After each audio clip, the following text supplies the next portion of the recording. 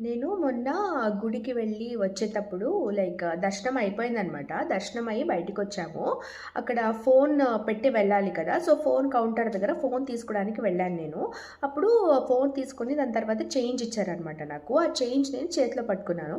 అక్కడ పక్కనే ఉన్న బెగ్గర్స్ ఉన్నారనమాట. కొంతమంది ఉన్నారు. సో, వాళ్ళు చాలా అడుక్కుంటుండే అనమాట. ఒక్క రూపాయి ఇవ్వమా, ఒక రూ. 10 ఇవ్వమా అని అడుక్కుంటున్నారనమాట. సో, నాకు ఇంకా చేతిలో డబ్బులు పట్టుకొని అట్లా నేను అవాయిడ్ చేయలేకపోయాను. సరేలే అని ఒక రూ. 10 వేశాను. ఇంకో అతనికి రూ. 20 వేసి వచ్చేసాననమాట. సో, అత్తగారు చెప్పారు నాకు అలా వేయకూడదు అని. సో, నాకు ఒక్క క్షణం నేను అడిగాను, ఎందుకు వేయకూడదు?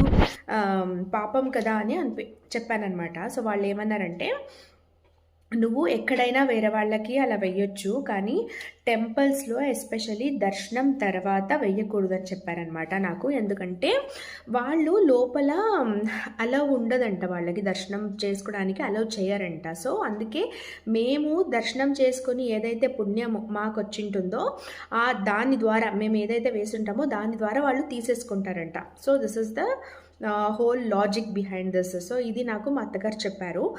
మీకు కూడా ఎవరైనా ఇలా చెప్పారా? లేకపోతే ఇది ఫస్ట్ టైం వింటున్నారా అనేది నాకు కమెంట్ సెక్షన్‌లో చెప్పండి.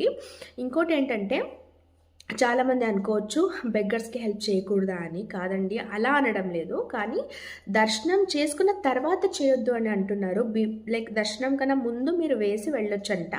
కానీ లోపల దేవుడిని చూసిన తర్వాత మీరు వేయకూడదు అని చెప్పారు నాకు. ఇది ఎంతవరకు నమ్ముతారు నాకు కమెంట్ సెక్షన్‌లో చెప్పండి.